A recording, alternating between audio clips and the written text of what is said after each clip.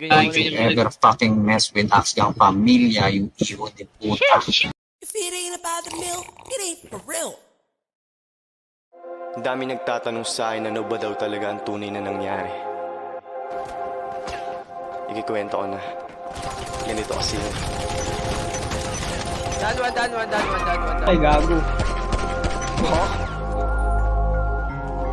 Nate. Bobo ka? Huh? Nate. February 6, tambay na sa block. Kahit sobrang hot, you know what's up. Pera lang, yung mag-gang on top. Naisipan na umikot para maghanap ng pera. Ngunit pagbalik nila ang sumalubong sa amin. Kerakyat sa kwarto, sinipat nila okay, kami yung taga-kwarto. Di ko lang alam kung mga yung mga gato. Pagkikiyan na gusto magkilagay. Sara na nagkuha palabas pala panganib. Di ko na malaman kung sino mga ang kakampi. Ginugoyo na pala kami babaeng kakampi.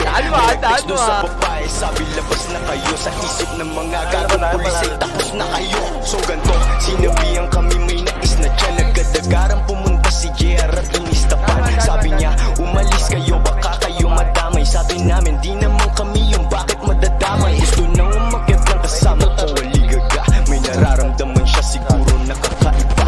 Pero nanatili pa rin sa tambayan, magdamag. Nag-iisip ng mga plano para pera tumagda. Biglang tapik, sabi yung gusto ko pagbira-bira, wala nang papalagpasin. Para tira-tira ang matira sa tutuhan. Para tayo umangat ilan siguro sa aming ulo. Pati katawan sa pulsi, jump, pinuno daw ng mga